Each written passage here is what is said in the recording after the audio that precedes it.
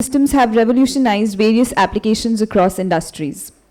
Satellite PNT enables accurate mapping and surveying, enhances navigation systems for vehicles and vessels, supports efficient logistics and fleet management, enables precision agriculture practices, aids in search and rescue operations, and ensures synchronization of critical networks. And our speakers here would be going in detail about this. Our chair and moderator for the session is AVM Rajiv Ranjan, VM ACAS OPS Space. We have a special address by Mr. Manish A. Saxena, Director, SATNAV-PO, ISRO Headquarters.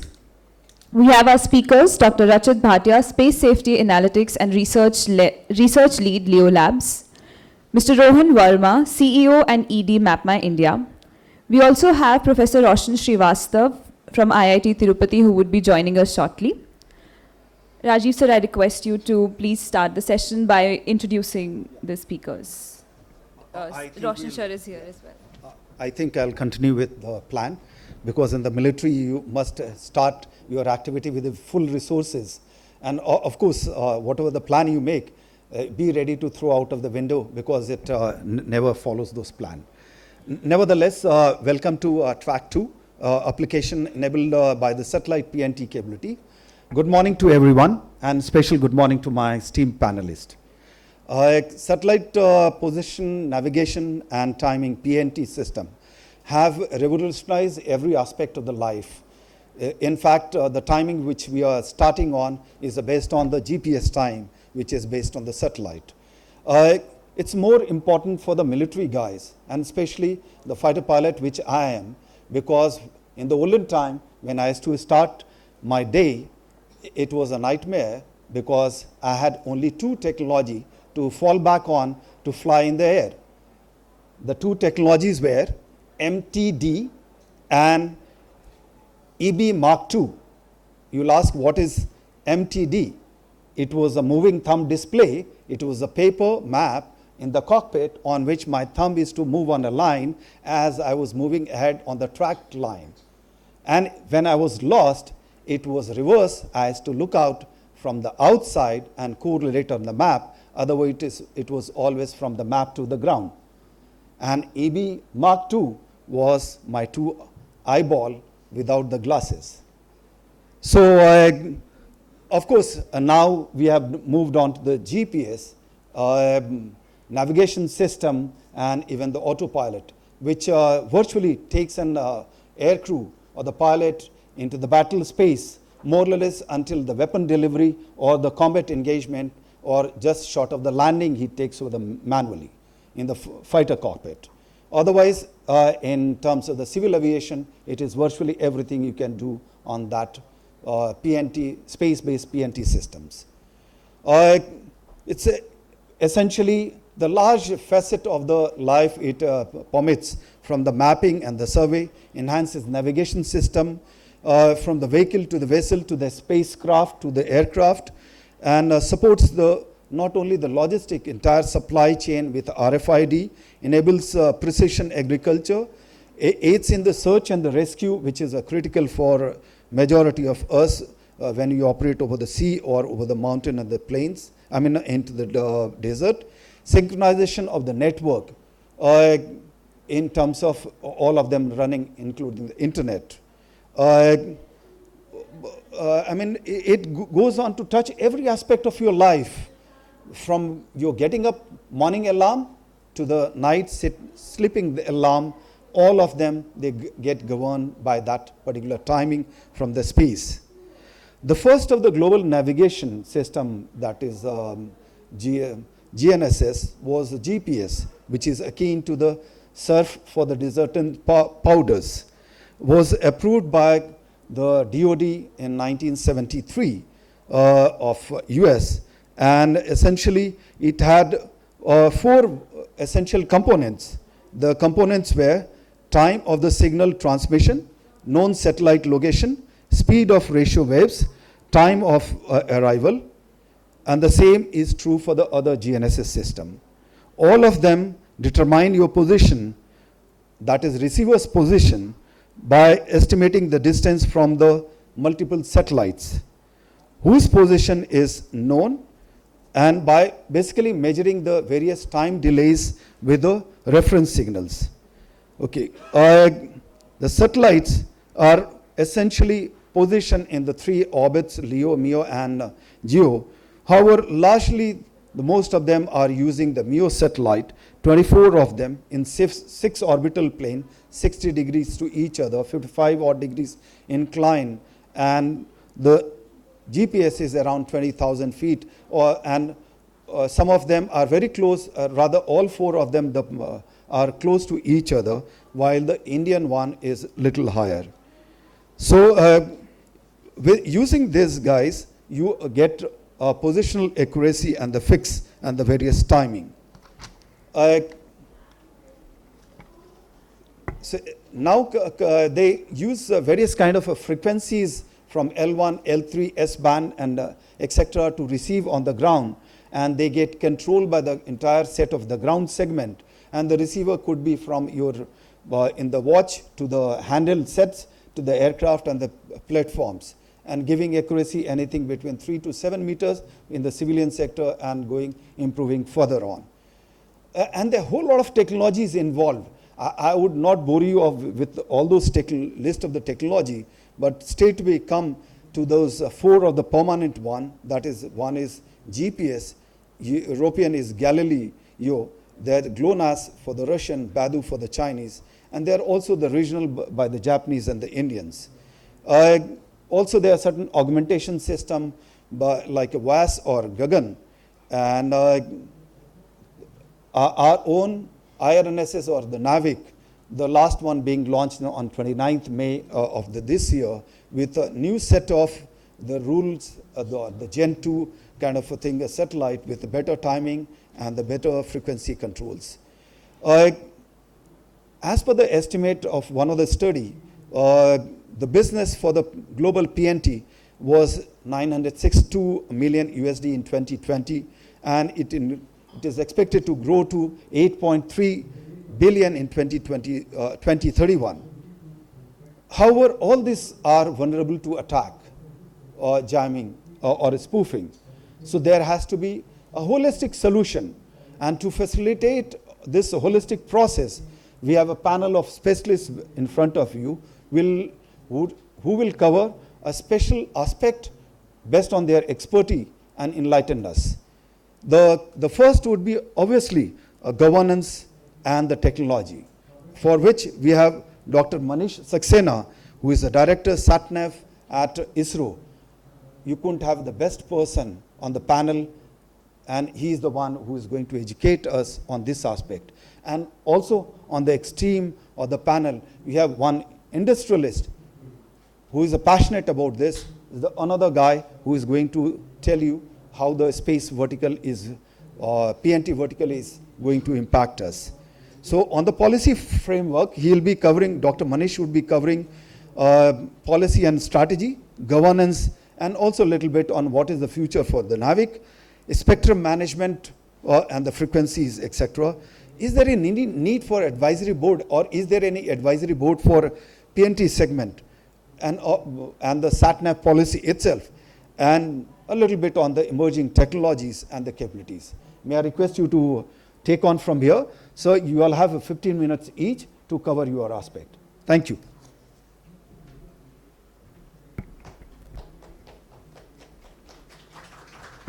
Thank you very much, Air Vice Marshal Rajiv ji. First of all, let me begin by thanking the organizers, SATCOM India Association, for having me with all of you today. And as AVM Rajiv ji was saying, his story about a fighter pilot having very primitive tools to navigate through the airs. Being a Bangalorean and driving through the Bangalore streets also is of a similar condition. And thanks to the panelists over here, people like MapmyIndia and the other companies who have created such solutions for citizens that leverage basically upon the PNT as a technology and build upon it layers that are utilizable by the consumers and the citizens that help them in their day-to-day lives. So the basic driving force behind all these enablers is PNT. And today PNT has become such a common term in our daily lives that nobody needs to ask what is the full form of PNT. So all of us know that it is positioning, navigation, and timing. But even though PNT is being used by the citizens, common people, actually it is such a critical infrastructure that the need was felt way back in the previous century itself, that this should be something which is controlled, or in the control, the satellite-based PNT should be in the control of the government. And accordingly, GPS led the way through a fully government-controlled system, and the others followed suit. The Indian story is also similar. So as you all know that the Indian independent navigation system is known as NAVIC. The earlier name was IRNSS. And NAVIC consists of a constellation of satellites which are placed in the geostationary orbit.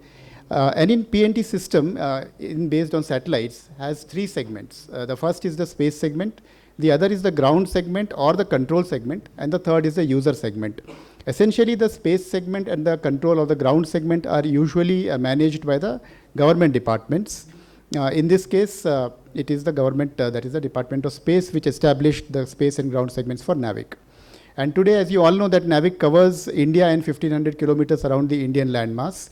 And if you consider a standalone PNT solution that you could derive out of a signal from satellites, whether it is GPS or whether it is GLONASS or whether it is NAVIC, I am saying specifically a standalone solution, the accuracy that you will achieve out of all of these signals would be of the same order, which is roughly within the Indian landmass. If you consider the NAVIC signals, we have seen the accuracy to be coming of the order of 3 to 5 meters 2 sigma from the 2D point of view. Now coming to the current frequencies that are being provided by the global systems, GPS started with L1 and L2 frequencies. The others also started with similar frequencies. Navigation system from India started with the L5 and S-band frequencies. But slowly the other systems, including GPS, Galileo, all are also moving towards an L1, L5 combination. And NAVIC also has now introduced a new signal, civilian signal in the L1 frequency band. So in the future, NAVIC will also be transitioning towards an L1, L5 and S combination. And especially for the mass market segment, the L1 frequency of a very high value, because most of the miniaturization happens in the L1 frequency. Now coming to what is the strategy for the Indian navigation system. You all must have read about the Indian space policy and slowly how the space sector is being slowly but firmly definitely being opened up for private enterprise. So while the government assures the availability of the navigation signals as a free-to-air signal for civilian use, which means that the department will be continuing to support and sustain the navigation constellation. At the same time, the NGEs are encouraged to come out in a big way and bring out innovative applications and technologies in the domain of navigation utilization in the downstream. And you will be seeing that slowly a lot of such initiatives and enterprises are opening up who are coming, and then a lot of support is coming from various ministries and departments of the governments to handhold to the extent possible the industries. One such example is the gap funding which has been taken up by MeitY that has rolled out a few of the indigenously designed chips which are multi-GNSS chips that have NAVIC capability, and the latest designs would also be supporting the L1 signal of NAVIC, where a lot of support not only in terms of fund is happening from the government, but also a lot of technical support is happening, including my own organization, where we have supported a lot of tests to be conducted by the chip developers during the course of their initial iterations. Similarly, a lot of hackathons that are being organized have NAVIC or PNT as one of the components. Additionally, the DPIIT has launched a grand challenge wherein the startups would be funded with a certain amount, in which NAVIC is a very important component of the grand challenge that has been rolled. So such and more examples will come out in the near future, wherein the NGEs will become a very strong component and driver of the innovations in this PNT domain. Now, when we come to technologies that are there, upstream, of course, there are a lot of niche technologies that are required to enable a navigation system. But a lot of research is also oriented in the downstream. This is one such system. I have worked also on remote sensing systems.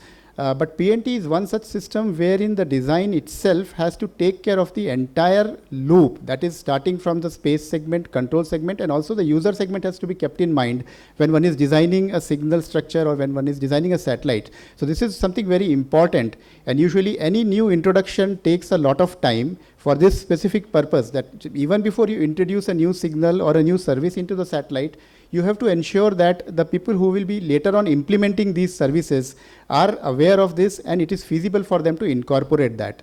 So now when we come to the available chipsets in the market, a lot of off-the-shelf multi-GNSS chipsets are available today that support NAVIC, and of course the other GNSS.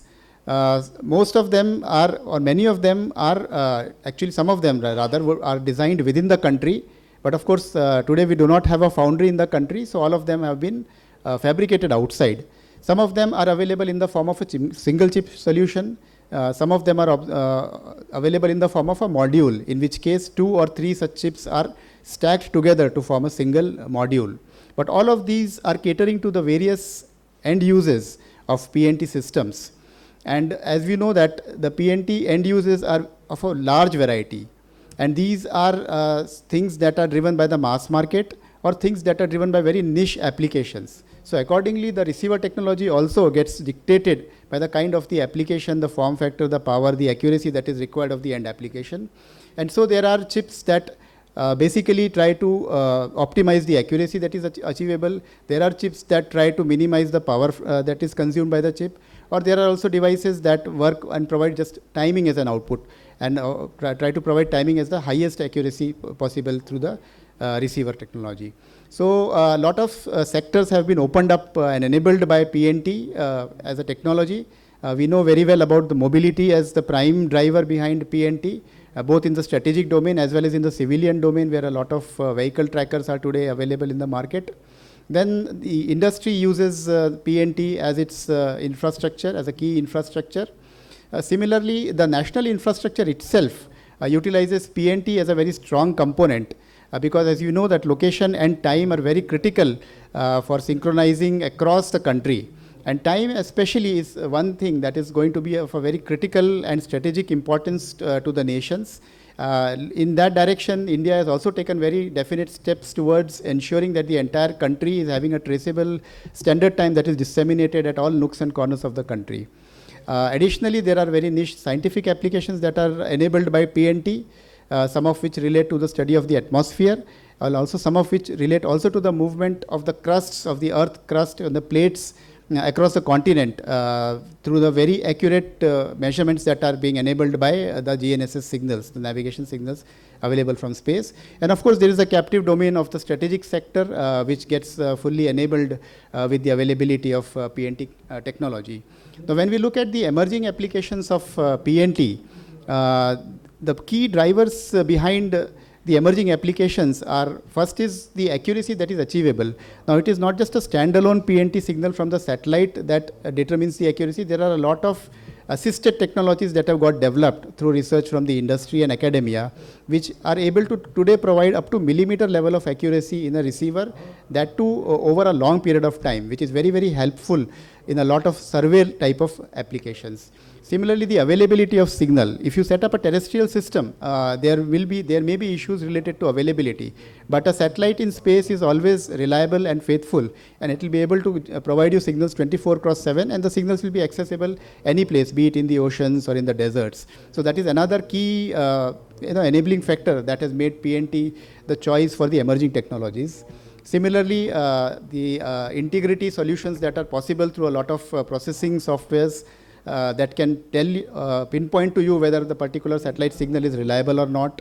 The accessibility, the receivers are today made in such a way that they are very easily accessible, easy to install and easy to access data from. So all of these are the driving points which have made PNT as the technology of choice for the emerging applications. Some of the most prominent applications that are emerging in the country are, one is the establishment of continuously operating reference stations across the country, which is being taken up by the Survey of India, which will ultimately lead to possibly the generation of a geodetic reference frame for the country itself. The other is the Swamitva scheme that has been done by the ministry, in which drones are a very important and very prominent component. And in the drones, the navigation part is again done through PNT. Not only is the navigation done, but also the tagging of the geotagging of the images also is done utilizing a navigation receiver. Similarly, the 5G now coming into picture, A lot of 5G technologies have GNSS as a component, including for timing, including for location. All of these applications are going to be really opening up in the very near future, which are being enabled by the PNT systems. So lastly, before I just conclude, I would say that a lot of such research is needed in the country, wherein while we have an indigenous system up there in space, we also need a lot of solutions from the industry and from the academia, which are innovative and which are custom designed, suited for our own country's requirements. So we have been discussing this, and we have also been having internal discussions on the various, the gaps that are currently there. A few of them are, one of them is what I found was the availability of an RTK-enabled firmware. So a lot of RTK chips are available in the market. RTK, of course, stands for real-time kinematic, and this is a technology that gives you a very high accuracy. So such chips are available in the market which support the other constellations. To be able to support NAVIC, currently we do not have an integrated solution, so we are looking out towards industry for having such a solution. The second is having a very high accuracy and stable geodetic grade antenna. So most of the niche high accuracy applications demand that the antenna is very stable with respect to the phase center as a function of frequency as well as a function of time. So such a geodetic grade antenna that covers the L band as well as the S bands is what is required for supporting the NAVIC system. Then the availability of a kind of an open source positioning software, if somebody could really develop it and put it on the internet, and probably that could be used by the startups or by the students to really kickstart their work without having to spend too much time on doing the initial work. So that kind of a software, then having a software defined radio kind of a receiver that suits multiple applications in a single go, that is something again which one would really be interested in. And of course, at the end would be the requirement or the need or the desire for having an indigenous chip. Of course, with the fabrication facility coming up in the country in the near future, that they will not be too far away when we have an indigenously designed as well as fabricated NAVIC chip in the country. So we are all looking forward to that time. So with this, I will conclude my talk. Thank you very much for your kind attention. Thank you, Dr. Saab, for once again strengthening the need for PNT in our life. Also, you highlighted that we have still dependence on the outside for certain manufacturing and the technologies. And you went on to highlight multiple application, the unique one being the climatology, etc. And further, you highlighted driver of the PNT from the railway to drone through 5G, etc. And lastly, you cover certain need for the research, not only by the academia and the R&D body, but also by the industry, and in which you are talking of the open source map, SDR, radio, indigenous chips, and stable antennas and RTK enabled chips, etc. Now, I'm going to invite Dr. Rachit Bhatia, who is an aerospace engineer and currently working at LeoLABS, California, as a space safety analyst and research lead since December 2022. Apart from little introduction about himself, I'll request him to cover aspect related to safety and augmentation, in which he would cover for us threat, protection, toughening, augmentation and the coverage, backup technologies, threat mitigation, and also may I request you to cover certain unconventional and the futuristic application for space-based PNT, please. Thank you.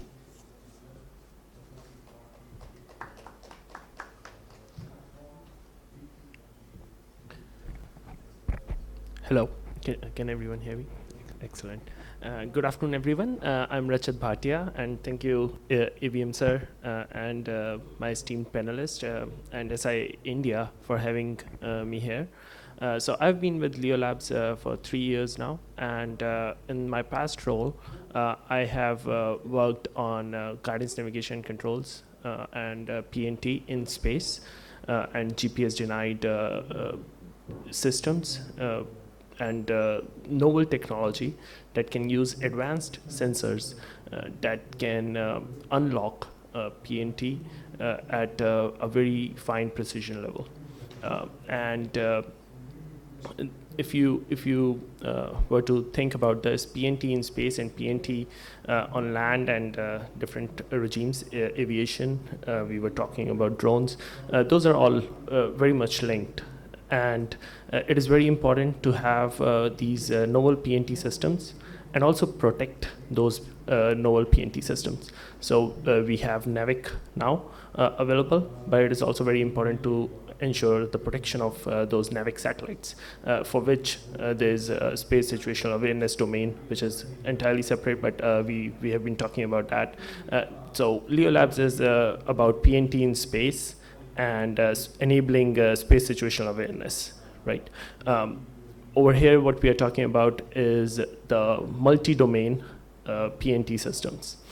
And for that, we need to make sure that we look at novel technologies. We identify what these technologies can offer, what are current systems that are available, and multi-generation systems, because the GPS was developed back in like 1970s, 1980s, right? So now NAVIC is of course regional, but it has learned from the mistakes made by the GPS and GLONASS. So we need to move towards these newer generation systems. And what I will like to talk about initially is the threat. In the absence of low resolution PNT, and we are generally familiar with it, but just to go over it, what are the systems which are now dependent on PNT, which will just not function if we do not have a reliable, resilient PNT system. And the threats are definitely navigation, because PNT enables navigation, guidance, right? Guidance of missiles. There's a military background where there's a dependence on PNT systems. There are these new systems coming up as autonomous vehicles, which will be dependent on the advanced PNT and inherent chips in those systems, which will be powering Internet of Things. So there is risk of systemic failure of all those systems if resilient PNT is not enabled. And that is why there's this national security angle for this entire PNT domain. And it should be considered from a big picture perspective, and regional navigation system like NAVIC is just one component to that big picture system. Next, I would like to talk about how we can protect and toughen these systems as we are deploying them, right? So the best way to do is enable signal redundancy, ensure signal diversification, just like Manish sir was talking about, right? Then there is enabling sensor fusion. Instead of depending on just one system, we need to think about multi-layer approach of having a global PNT system like GPS and GLONASS, then regional system, then terrestrial navigation system where you can deploy these PNT sensors and have local references so as to do differential corrections in the localized domain. And these can be specifically advantageous in the border areas where the defense capabilities need much more precision, right? So those are important things. And then continuous system monitoring and having backup systems. It is very important to have backup systems that you can rely on, and creating a redundancy and doing resilient testing multiple times. It is also important to have these multiple sources for PNT and having an ability to switch between those sources seamlessly in times of uncertainty, and also have these automatic switches which can detect when the resolution of a PNT source is decreasing so that the switch can be enabled automatically. Because when we talk about PNT, it is very important that the precision does not degrade beyond a certain threshold. Otherwise, the solution is just as effective as being ineffective, right? So it is very important to have that inbuilt in this logic when we are building these systems. Regarding a comprehensive plan for PNT in India, Rajiv sir mentioned that it's time to think about a competent authority which can enable PNT at a national level, maybe under ISRO, maybe under Department of Space. But it is very important to take this PNT system as an independent thing for national level and global level. And Manish sir mentioned about how it is very important about to have reference systems and standardization for robust PNT and agnostic PNT, I would say. And for that, there have been missions by NASA and European Space Agency, which have modeled Earth gravity and have set their own gravitational standards and do this and have plans to do this every other decade to make sure that they are tracking all those changes in the crust plate and gravitational anomalies. Because after all, PNT system is dependent on references. You have inertial references, you have local references, you have gravitational references. So unless and until we have those set references and we are regularly and continuously monitoring those and making sure that we have independent research being done from academia and R&D agencies like ISRO, if we do not do that, then our PNT systems that we are developing like NAVIC, etc., will not be as efficient as they can be. Further, there is definitely scope for public-private partnership and having this approach where we can think about what are the next level technologies that we can tap into. For example, our neighbor up north has plans and have demonstrated some of pulsar navigation technology in space. So pulsar are astronomical objects which are like a lighthouse beacon on a beach on ocean front that a ship can use to navigate. These astronomical bodies are giving out huge power of emitting huge power in various spectrum, and a satellite can actually look at this as a reference, and because this pulsar source is very accurate in terms of the gaps between those emissions, those can be used as beacon and as reference to navigate in space and then enable navigation on Earth and various domains in between. Another application, once we have PNT in space, it can enable formation flying.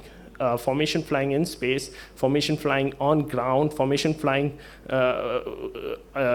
of swarm drones. For those, latency should be low, and that can only be enabled if we have a resilient PNT system. In my past role, I've worked on GPS-denied technology using gravitational gradients and tracking those changes in gravity and making sure using them as reference to navigate in space and navigate on Earth. That is another GPS denied that can again enable GPS denied navigation both in space and on Earth, and can be replicated anywhere in other place in space, like on Moon or on Mars, right? So those are some of the things that we should be looking at, and of course a partnership between academia, industry, and startups would be very important in unlocking these new technologies and making sure that this plan at national and global level can be implemented successfully. I will stop there, and thank you very much. Thank you, Bhatia Sahab. Stick to the time. And while he covered the need for SSA for protection of the satellite, and further went on to cover the aspect related to need for the resilient PNT and for controlling of autonomous vehicle IoTs and national security, in which he said, some of the technologies he talked about was signal diversification, sensor fusion, terrestrial navigation system, and various other augmentation.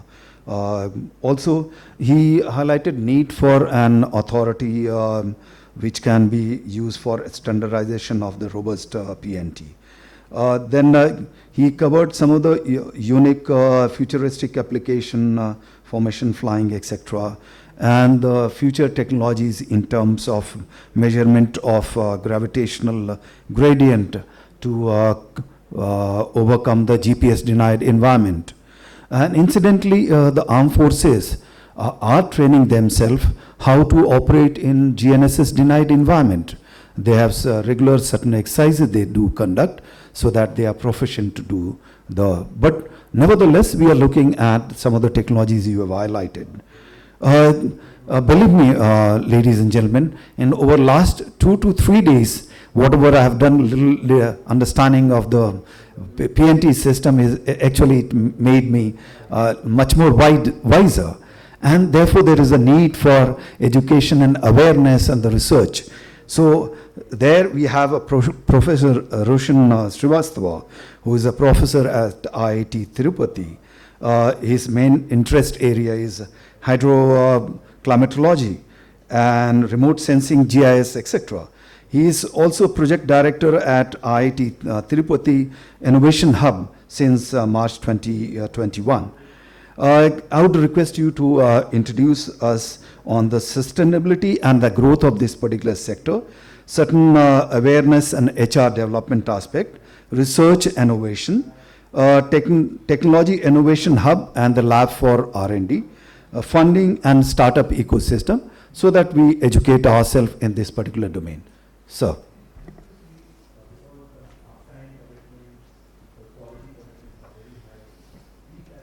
Good afternoon. Products, they don't have to spend money, so that we provide the platforms. So this is something which we are currently working on to create a test bed facilities across the country. One, we are soon probably going to have it at IIT Tirupati. And also we are going to put up, I'll say we are going to put up across the country wherever we would like to go ahead. The second major project what we are just taken, and one of the projects which we have given recently to one of the universities is again supporting academia industry collaboration, we have given to Shastra on anti-jamming and anti-spoofing of GNSS signals. This is one of the flagship projects which we have just sanctioned to the Shastra University. There's a team of faculties and the students who are working to develop this product. The second, also one of the important products which we have been keep on telling right from the DPR stage was quantum navigation and support to quantum atomic clocks. So atomic clocks is another area which we are focusing. We have recently cleared one of the projects, but this is unlike any other atomic clocks. We are focusing on portable atomic clocks, which are like easily transportable. It can more or looking on a terrestrial applications. Space applications, there's a lot of research been done, but we would like to do terrestrial. So there's a team of institutes working together in India and abroad. Together they are working to develop this portable atomic clock. And there are tons of other projects which we are focusing, especially on indoor navigation. We have identified 7 major areas where we would like to focus currently, but it's not exclusive. We always would like to have more and more projects coming in. The first one would be atomic clocks, as I said, we are focusing now. The second one is also sensors for satellite navigation. So anything with the satellites, we are open to work on that. We would like to fund the community. The third one is indoor navigation. Fourth one is IoT and embedded hardware for GIS applications. GIS, remote sensing, and it's a well-defined area, software. We are very good at software. This TIH is majorly going to focus on hardware sector, because we would like to see how we can build this hardware community within India. Then the last one would be also, as I said, we would like to establish the high-end infrastructure. This is something which is missing in India. We would like to have a high-end infrastructure in PNT sector. We also have now senior advisors. Varad is sitting over here, who is helping us to kind of, build a startup ecosystem, connecting the industries. So as he said, like PPP model. So this is also one of our major objectives. As a technology innovation hub, we would like to become like a facilitator for this area, PNT sector, where we would like to connect the academia, industry, research community, stakeholders, end users. So we are kind of expanding ourselves, building in these areas, and trying to make sure that we build this ecosystem as early as possible. I would like to invite you, all of you, if you have not visited our stall, there is at the corner of this down the hall. You can visit, I can explain you more details about it. And I'll be very happy to kind of give you more details about how we can help you in this technology innovation hub. Thank you so much. Thank you, Professor Srivastava. Initially thought like any good professor, he takes you on to wild goose hunt, and suddenly end of the day you realize he has taught you for today, yesterday and tomorrow also. This is what you did in the very short time. The entire ecosystem and how the S&T transitional research, the skill development, international cooperation from TRL 5 to 6 transition. One of the best aspects I liked was risk-free and hand-holding additional funding. Believe me, 80% of the startup in the military, they die down globally. Because seed fund dries down somewhere around TRL 4 and 5, and he doesn't have any product to show to the armed forces that this is the product. So if you can do that kind of risk mitigation, and the next thing is both win-win concept of supporting the student and the startup. Of course, we require the brain power and the manpower, both for the startup, for them to somebody else can fund that and to handhold you. And some of the technologies which you listed, especially from the Air Force, we would be keen, and my team would be very keen to interact with you.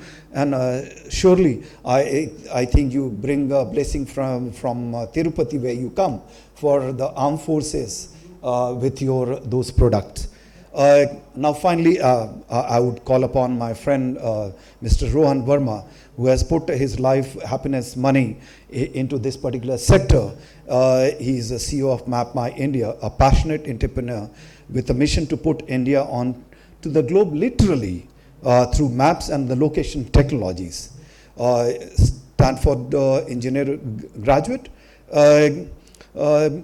I'll initially request you to cover a little your journey, so that some of us, we get enlightened and also motivated to maybe cover the same track what you are going to. Also, I'll request you to cover some innovative, valuable and differentiated application, geospatial policies and its implication on the PNT, open source maps, industrial growth, roadblocks and recommendation, and international engagement if you have time. Please.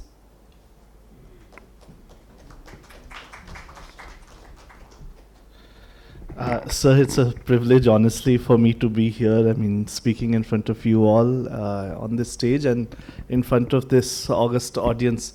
I'm all of 37, so I mean, sir, I am going in your tracks.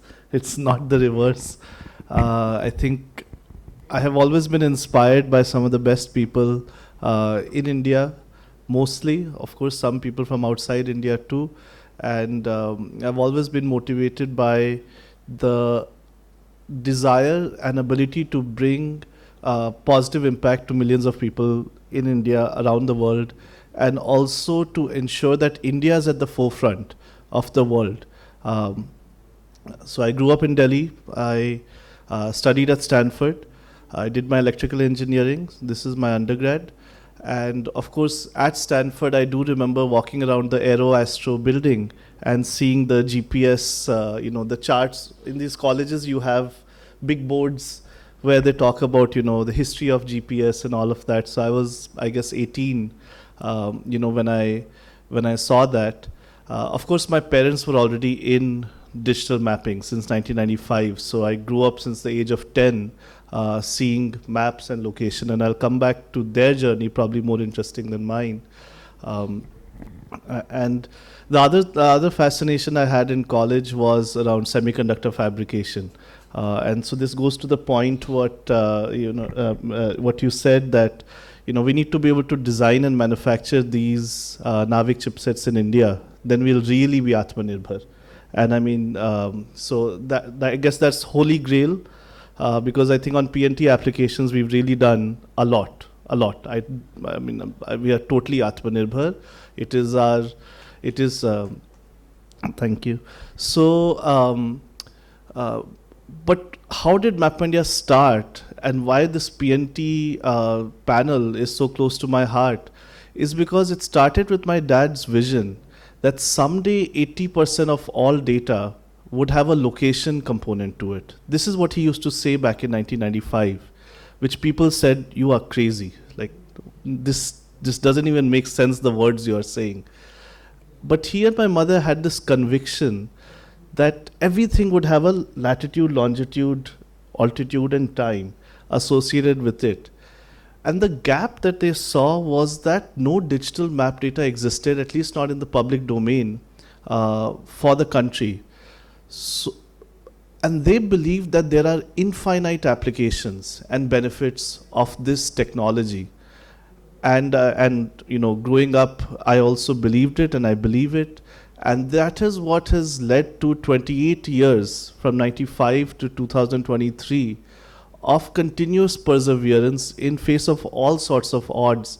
I was sharing with Sir that, he was sharing that, when startups come to him, he says, first be ready for a 5-year grind, and then look for, after those 5 years, look for returns or growth or whatever. My parents struggled for 20 years. I mean, there was no market. It was a small company.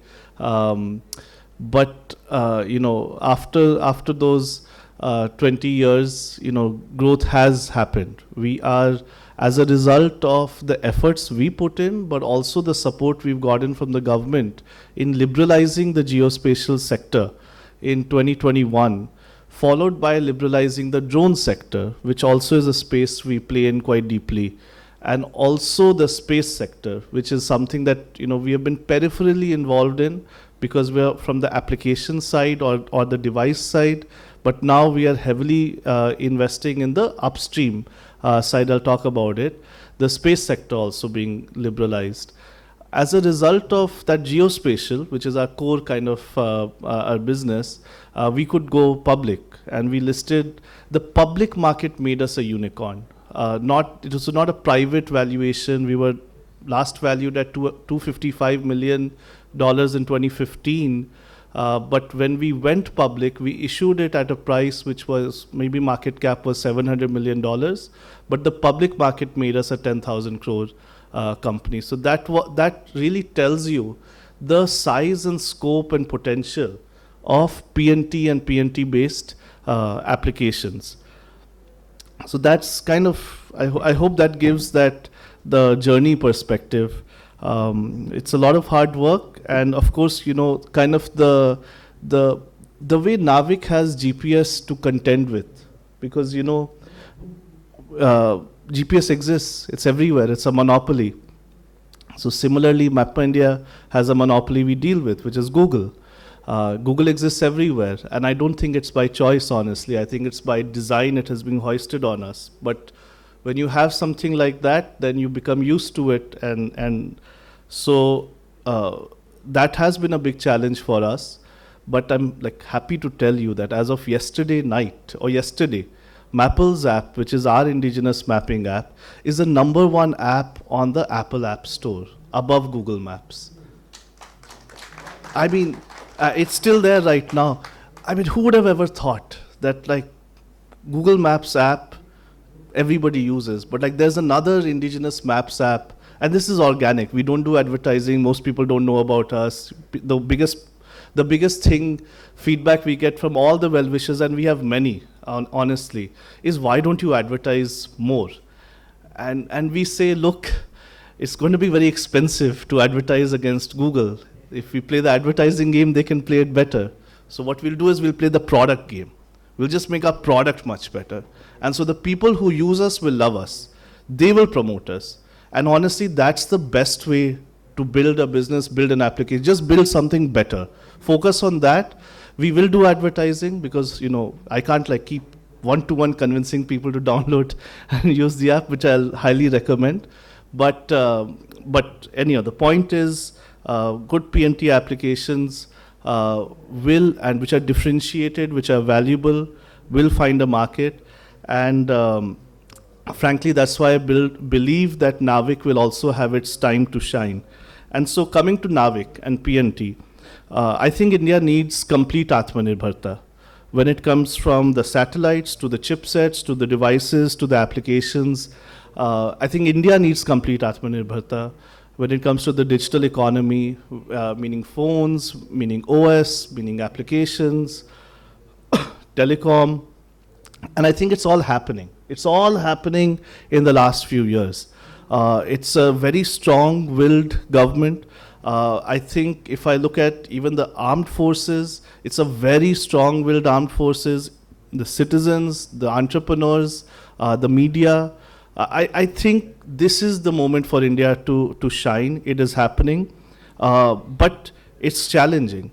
So when it comes to Navik and Navik-based applications, what MapmyIndia is really building is not just a two-dimensional map that Google has built. We are building a four-dimensional digital map twin of the real world. What I mean by that, it's a fully 3D map.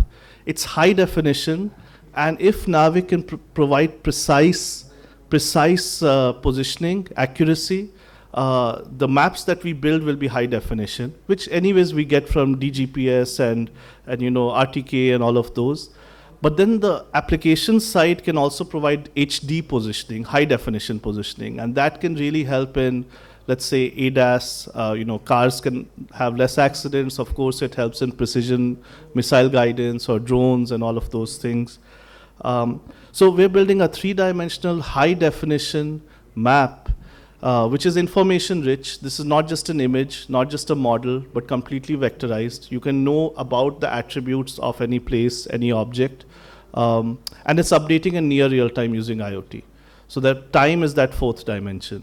And so if a change happens, then it gets reflected on our map.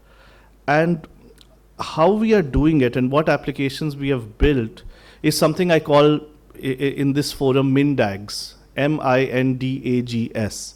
M meaning maps. We are mapping India, the complete 3.3 million square kilometers, urban, rural, highways, roads, buildings, like I said, in 2D and 3D, outdoor, indoor. We are covering every inch, and we're mapping it through vehicles on the ground, which are capturing data, through drones, and of course we are, using satellite data. And in the coming time, we're in the middle of designing and about to start manufacturing EO satellites. So that is really, the big play around kind of maps. I stands for IoT. We are hugely into IoT devices, and that's where Sir was talking about kind of Navik-based IoT devices, be it the AIS 140 mandate that is there from the Government of India for commercial vehicles, which is incorporating Navik, giving it scale, giving it usage. We're a big proponent and big seller of those devices which use Navik. We collaborated. We were privileged that ISRO and IMD chose to work with us, or chose us to work on the Navik app, which is on the Google Play Store, which is, the application was for fishermen, where, if they go out and there's no cellular connectivity, they can get positioning, they can see on the map that you're crossing the maritime boundary, they can get cyclone information and potential fishing zone information. So that was a differentiated, valuable, app using a Navik Bluetooth receiver paired with their phone and the Navik app, on it, and it showed the ability for Navig to also send communication information one way, broadcast, which GPS cannot. And I'd love to see more of that, more differentiation come from Navig if possible. RTK you talked about, HD positioning could be there, this two-way communication, adding on an information channel. I don't know. I'm not the expert, honestly. But if there is good things that can come out of Navig signal, Navig satellites, then we will use it. And we will promote the benefits and differentiation of this versus just a GPS or just a GLONASS or Beidou or Galileo, etc. I talked about Mapple's app. So navigation. In the navigation systems we sell in vehicles, we have about 80-85% market share. And also our Mapple's app, which is a free app you can download and use. This is all about navigation. A lot of innovation we are doing there, especially around safety. So what we do is when you're coming up to a flyover in Google, it shows you two squiggly lines. It can be very confusing. So in us, we give you a 3D junction view, a high definition view, basically to tell you clearly whether you have to climb or take a left or stay on the left, etc. If we had HD positioning, then we would tell, because we know how wide the road is, we know the lanes of the road, etc. All of that is there in our map. Our maps are pretty detailed. But we cannot position using GPS or on the phones to like less than 10 meters or 15 meters or whatever it is. So we just have to show the car as if it's on the center of the road. But there's a lot of innovation that can happen from computer vision and like other kinds of SLAM, what is called, using other sensors, but why not just HD positioning from satellites? So that's something interesting. And then, of course, we work with all the vehicle manufacturers. So about 2 million vehicles last year, new vehicles, that's about 10% of all vehicles, and about 40% of all cars went built in with our systems. So that's the size and scale of adoption of Navig that we can bring into the automotive dedicated market. The next thing is drones. We sell drones. We do drone-based mapping. You talked about Swamvitva scheme. We are a big provider there. We are doing drone-based mapping in 3D for municipalities, states, for corporates. Even for the defense, we have done in various areas. Of course, it's data that just resides with them. And then we're getting into drone-based surveillance.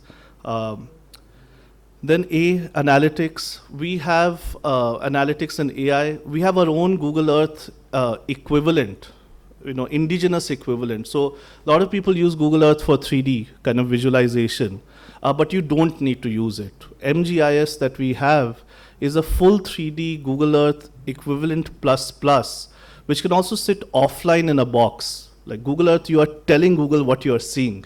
Google Maps and Google Earth. With MGIS, you can actually have an offline box for the entire world and travel it in 3D. And it has all sorts of computer vision, geospatial analytics. It can take feeds from satellite imagery, from drone, from ground-based camera information, and it can do feature extraction or change detection. So this is something quite powerful that we're doing on analytics and AI. And in general, any geospatial-led digital transformation, that's G. Any location-based software we are able to provide. And finally, this S is satellites. So this is obviously something we've looked at for a while. We're a big user of satellites and satellite data. But one of the things I wanted to do is, can India have its own indigenous satellites? EO, communication, PNT. So for us, obviously, the order of priority is EO and then PNT from MapmyIndia and the kind of world lens we look at. But I was looking over the last 5 years who to back and who to work with on satellites, because obviously this is complex technology, obviously. So while I saw young entrepreneurs who had a lot of passion, a lot of energy, very visionary, talking about satellites, I just wasn't convinced that they had the experience to work on a complex technology. And so I thought that they will take a lot of time, a lot of money. And so I decided that, we'll work with them if they build the satellite and they give data, but like who to work with to back. So somebody obviously who's done this before, and ISRO obviously is the talent hub for actually having delivered satellites. So I chose to work with Rakesh Bhan is here. We've co-founded Canaps Space. It's building multi-sensor satellites, optical plus SAR, which can be used for anywhere, anytime, any weather, kind of Earth observation. This is probably the most serious effort from a design and manufacturing point of view, with the right expertise of folks who have done downstream and who have done upstream, to really build indigenous sovereign capabilities when it comes to EO, and that can lead to a lot more applications. And I believe that if this is used by our sovereign government, whether defense or civil, and then gifted to friendly nations, I mean, just saying that, I talked about that yesterday, this Map My Nation concept, this can be India's kind of, really India's Maxar or India's planet, India's black sky. I think while we should work with those companies, I don't think we should depend on them, because in times of crisis, they first have to take permission whether they can give that data to India. And plus you have to tell them for what use you're going to use it. So it's okay till the time we don't have an alternative. But I think it's very urgent that we have our own EO kind of alternative. And Canop Space working with MapmyIndia is really our kind of point of view. And so I hope that, you see the delivery, innovation, and world-class capabilities of MapmyIndia, and you see the new stuff that we're doing. Obviously, we've invested a lot, 28 years, in building all these capabilities. And we've been lucky that, there's a lot of uptake of our technologies in the civil. We have all sorts of customers, from automotive to corporate to government, the blue chip companies of the world to the blue chip Indian companies, the best population scale platforms of Government of India like CoWIN or ULIP or ONDC, they're all using us. This GSTN, ISRO has been a customer as well as a partner. We're quite privileged. So we have a delivery track record. We're a profitable company, growing company. But of course, for like some things, we want the defense also to invest. And we've been lucky that in the last year, the defense has also opened up to us. We're working on two very, very large projects. I mean, from our perspective, it's new. Large is obviously a subjective word, but two very strategic projects for the Government of India when it comes to defense. I would also like to work on satellites and many more. My last point will be, we want NAVIC on our phones. This is probably the biggest critical ask that we need to have. With MITI, we talked about kind of Atmanirbharta, and MITI also came out and told handset guys, why are you not putting NAVIC? And the handset guys said, well, we need to do some hardware change. So by 2023 or 2024 Jan, we cannot comply. I think 2023 Jan was the ask last year. So they've delayed it by 2 years. I think something really seriously has to happen to that. And I have limited understanding, but somebody said, no, the spectrum that India was allotted for NAVIC is a different spectrum, hence it requires a different antenna, hence it requires, new hardware, and hence it can't happen soon enough. So, but I think the authorities have better knowledge and can push the chipset guys faster, whether it's the Qualcomms or the MediaTeks, etc., the handset OEMs, be it the Chinese guys or the Korean guys, the American guys, and of course also build our own indigenous, ground up. So we work with BharOS, for example, at the OS level. We're working with other guys who are working on chipsets and devices. So I think that will basically make NAVIC so widely used. And then the innovations that NAVIC can bring will make sure that India will leapfrog GPS, which I don't think anybody would have ever thought possible. But I challenge that together, all of us can make that happen. So whether it's a Google or whether it's a GPS, I think India has its own opportunity. And I really hope that we can work together and make that happen in just these next few years and not decades or something. Thank you very much. Thank you, Rohan. Through 28 years of the journey of your company, you covered the entire wide spectrum of the issues and covered a large ground. What your parents said, 80% of the data will have location data. I think they were a little wrong. It's 100%, Brahmand Puran. Humans, everything is linked to your location and the time, or the stars as they call it. Also, I must tell you, in our IF vision plan, the two aspects we have included is what you said of the map of the entire globe.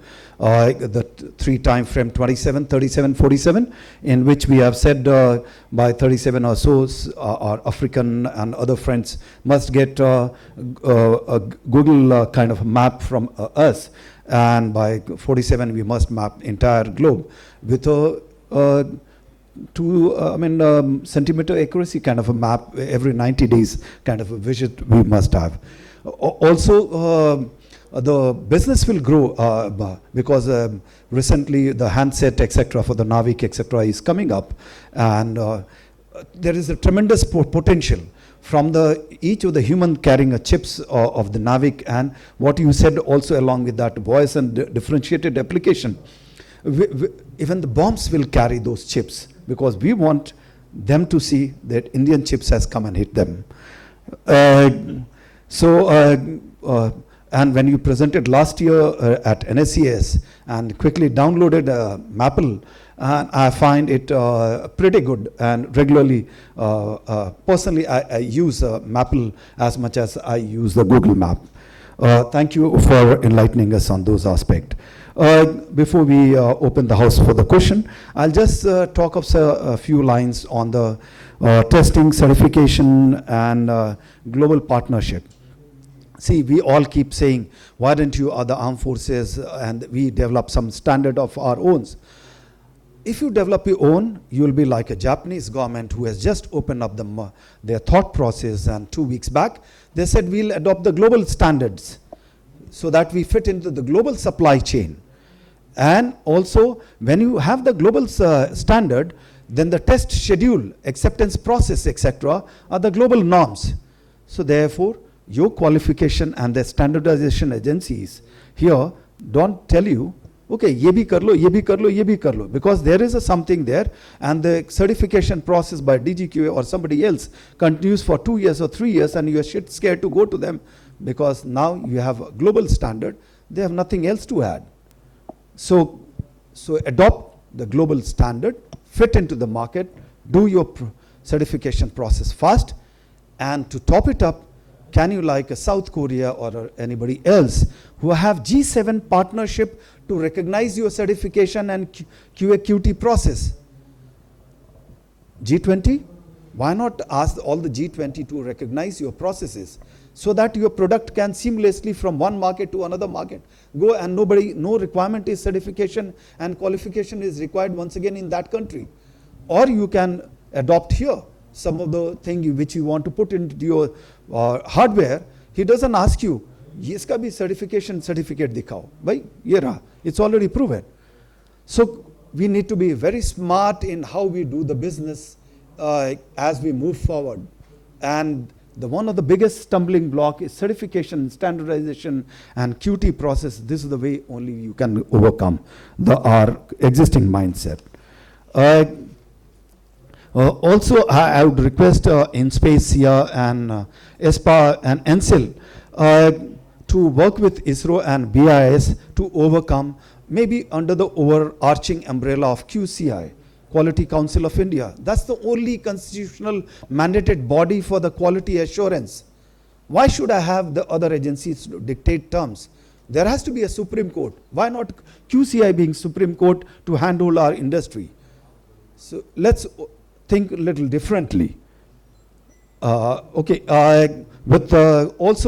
I just shortly covered, there is humongous business in the PNT, what you covered, Rohan, much beyond that in the military segment we have, and some of them we have articulated and communicated to the higher formation who are making the integrated plan. So please guys, come and invest in the sector, come and do the research, and house is open for you all to ask the question. Please.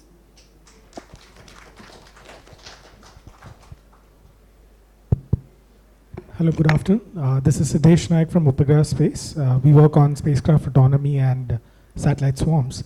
Want to divert attention to a new emerging sort of field, which is commercial LEO PNT for autonomy and so on. So there are a couple of startups, there's Zona, there's TrustPoint, which is building commercial LEO PNT solutions for the autonomy sector that's sort of coming up.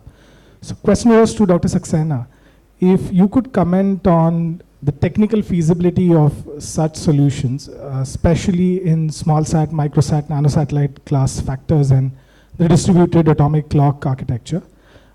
Second was, we've seen automobile manufacturers like Geely and others from China and a couple of other sectors building solutions for, again, very focused towards autonomous cars. So on sort of that segment, the question was to you, Rohan, if that's something that you're focusing on or if you see a large market emerging there. Sorry, a third question was to AVM Ranjan. If we see the classical GPS or GNSS systems are sort of monolithic or, they're in MEO or GEO and sort of sitting targets in terms of a contested space, is there a potential to see hosted payloads on a lot of LEO constellations or LEO assets that you'll be launching or operating in the near future? Thank you. Shall I start? So technically, yes, it is feasible to have a PNT system, and the companies that you have quoted already have started work on it. It's a little challenging because of the kind of investment and the time that it takes to establish such a system, which is of course beyond technical considerations. But there is a lot of promise in building up PNT based services from a LEO platform because of its obvious advantages in terms of the distance from the Earth that is much lesser, and accordingly the power levels also are much low. There is also an allied effort or an allied attempt in utilizing the signals from the broadband satellites, which as you might be knowing are signals of opportunity, and probably leveraging them for computing position, which is something where an industry does not need to invest something into the infrastructure, but rather they can start doing research on the receiver part itself. That is also another very interesting topic that is coming up. But a single word answer to a question is yes, technically it is feasible and very promising.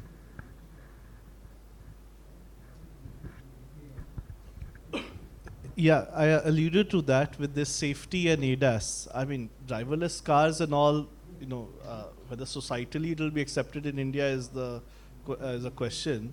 But autonomy definitely is needed for minimizing road accidents.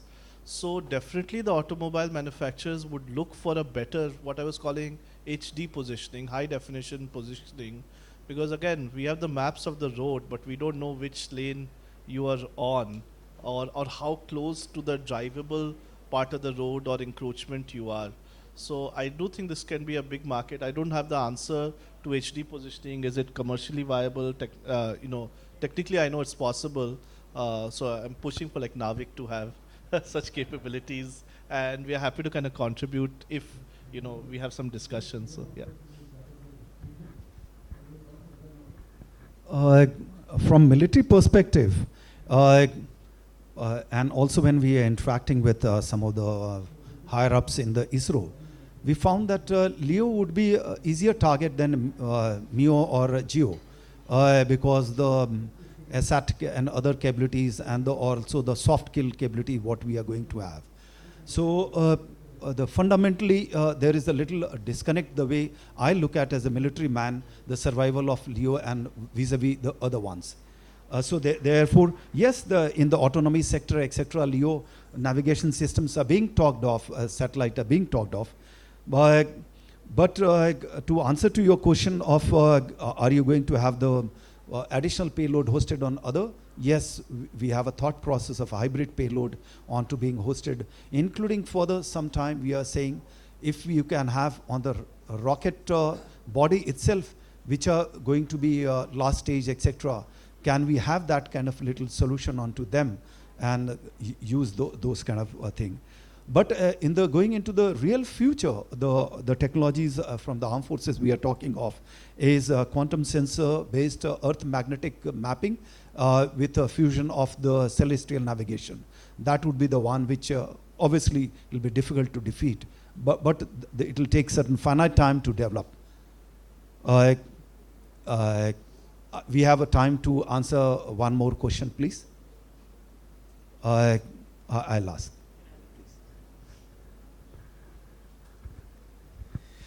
Yeah, so it was enlightening to hear about this NAVIC as a discussion as a whole. You see, we have seen what happened in 1999, okay? And we have also seen, in the past and after 1999,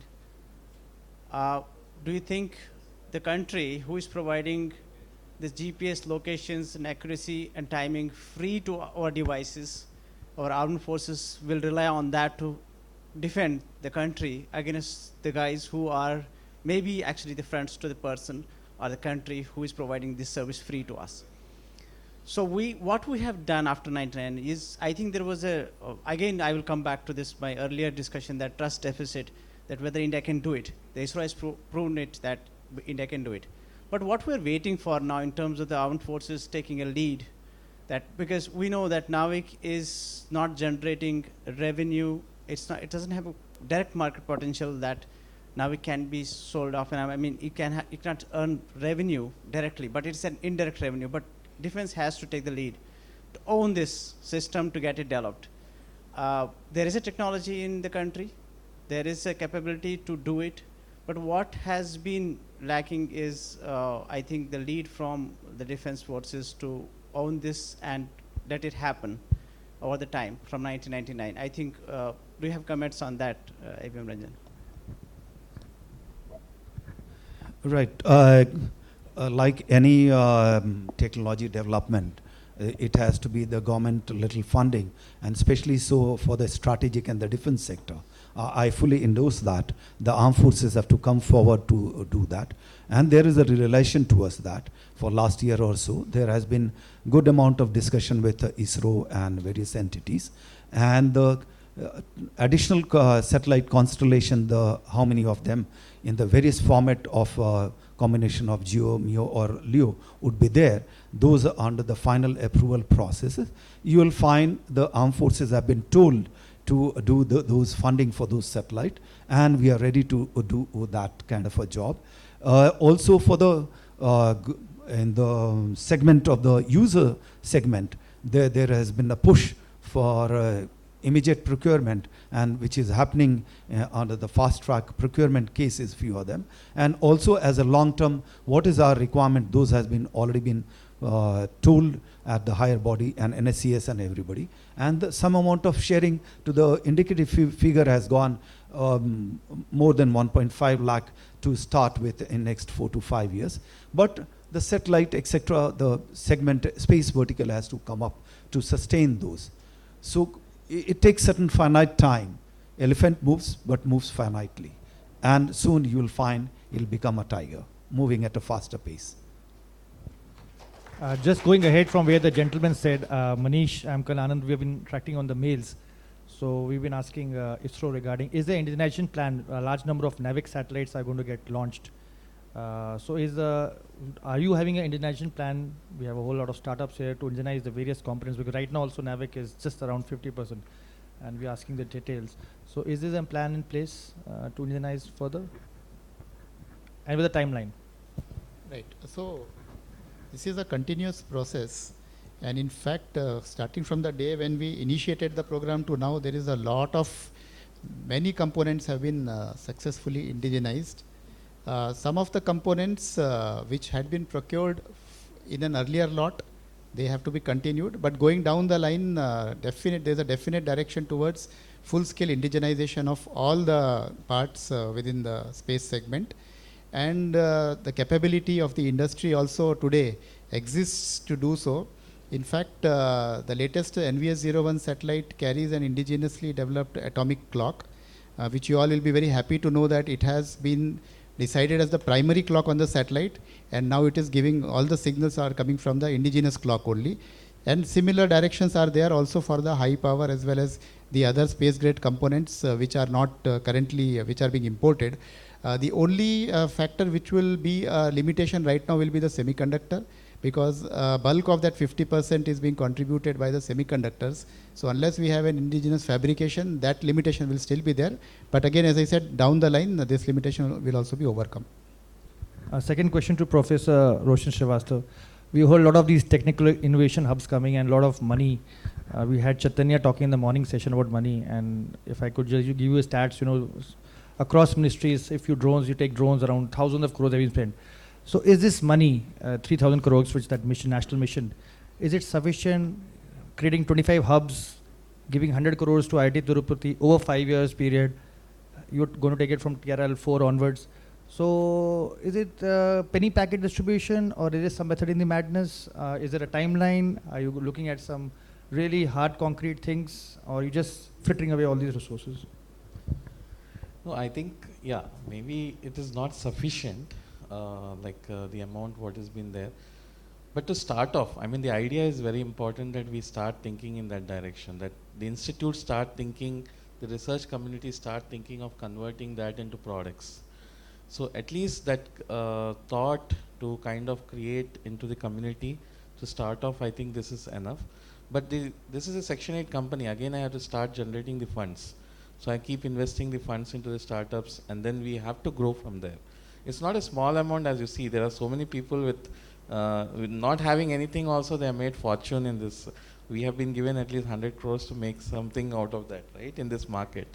So I would say this is something very important start, because I know as a researcher, I have never thought like I'll go in to make a product.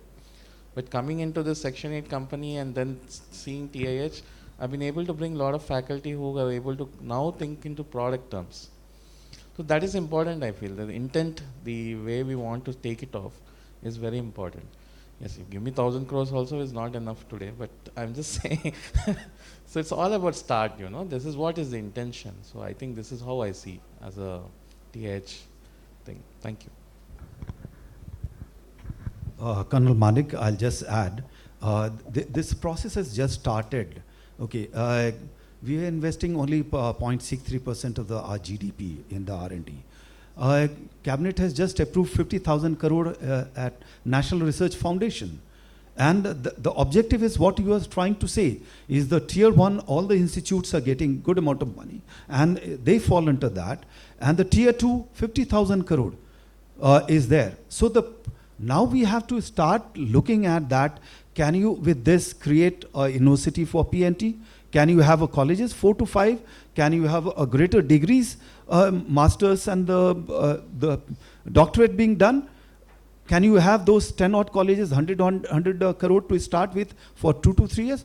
Yes, there is a process, NSCS, whole lot of Niti Aayog, people are working on that. And if you have a bright idea, please do share, and rather you are the one or those guys who have to implement for us. To end, I would like to just thank you all have been fantastic audience. I know this particular subject is highly drab, and we can't make it very attractive, as the professor was saying, that all of you are keeping quiet and not smiling at. Okay. Also, to my esteemed panelists, you all stuck to the timing, and you all have covered a wide range of the subject and educated all of us. And in the end, I would thank SIA and for having us here and letting us speak our mind and share our vision, so that we take this country to completely Atmanirbhar. Thank you very much. We request you to have a picture. May I request you all to clap for the panelists? Yes. Also for yourself for being here and for being an attentive audience. Thank you. Thank you so much to all the speakers for that discussion. I've got my Mappls app downloaded, Rohan. I'll look forward to exploring that